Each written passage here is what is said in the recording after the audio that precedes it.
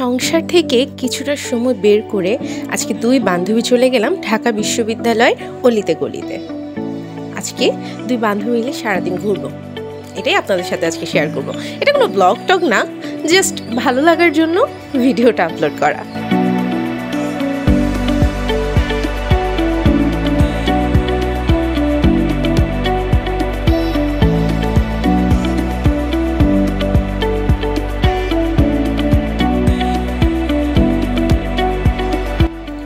Metro থেকে নেমেই দুই বান্ধবী রিক্সা নিয়ে নিলাম শহীদ মিনারের উদ্দেশ্যে।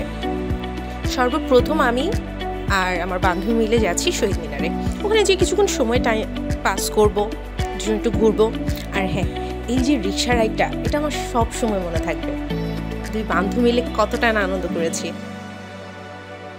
গাছের পাতা, আকাশের মেঘ, ঝিরিঝিরি বাতাস সব মিলিয়ে পারফেক্ট একটা ডে গেছে আমাদের। পিছে ঢালাই পথটারে ভালোবেসেছি, তার সাথে মনটারে বেঁধে নিয়েছি। পিছ ঢালাই পথটারে ভালোবেসেছি, তার সাথে মনটারে বেঁধে নিয়েছি। আসলে এই পিচ ঢালা পথটার সাথে মনটাকে বেঁধে নিয়েছি।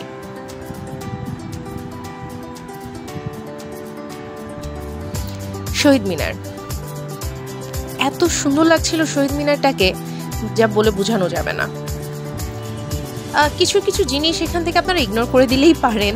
আচ্ছা, যাই হোক, শহীদ মিনার দেখা হয়ে গেল।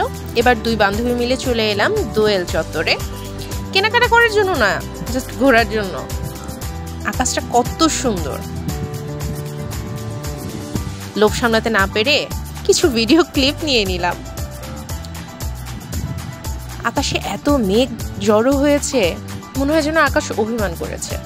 যাই হোক, আকাশ অভিমান করুক, এটা নিয়ে কোনো সমস্যা নাই। দুই বান্ধবী ঘোরা শুরু করলাম, দেখতে শুরু করলাম। আপনার দোয়েল চত্বরের অপোজিট পাশেই কিছু ছোট ছোট এরকম দোকান আছে, সেই দোকানগুলো জিনিসগুলো দেখতে শুরু করলাম।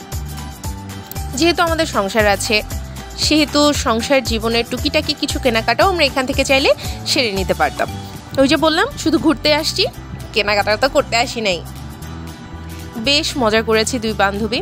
হ্যাঁ, এখানে যেসব জিনিসগুলো আছে, আপনারা হয়তো ইনফরমেশন জানতে চাইবেন। এখানে যে জিনিসগুলো আছে, এগুলোর প্রাইসগুলো একটু তুলনামূলকভাবে বেশি, তাই দেখে শুনে কিনবেন। আকাশটা দেখে না খুব লোভ লাগছে, একটা গান মনে পড়ে গেল। আকাশ মেঘে ঢাকা, শাওন ধারা ঝরে, যেদিন পাশে ছিলে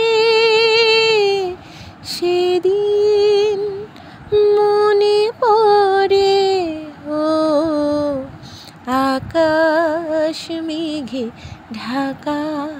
যাই হোক, গান টান বাদ দিই, এখন খুব খিদে লেগে গেছে, প্রায় সন্ধ্যাও হয়ে আসছে। আমরা এখন চলে আসছি টিএসসির ভিতরে, যেটাকে অনেকে সরোয়ার্দী উদ্যানও বলে থাকেন। এখানে সেই যে ডাবের পুডিংটা দেখছেন, আমাদের দুই বান্ধবীর খাওয়া হয়ে গেছে, দুটো চারটা মেরে দিয়েছি। আর এখানে কিছু ভাজা পোড়া আছে, এখানে আছে chicken pakora, egg pakora, mushroom পাকোড়াও আছে। এখানে বিভিন্ন রকমের ভাজা আপনারা এখানে পেয়ে যাবেন। নাগরদোলা দেখিয়ে আর লোভ সামলাতে না পেরে দুই বান্ধবী উঠে গেলাম নাগরদোলায়। ঘোরাফেরা শেষ, নীরের পাখি, এখন নীরে ফিরে যেতে হবে। আবার কোনো ছোট কোনো একটা ভিডিওতে আবার হয়তো আপনাদের সাথে কিছু মুহূর্ত শেয়ার করতে পারবো, সেই আশা রেখে আজকে আল্লাহ হাফেজ।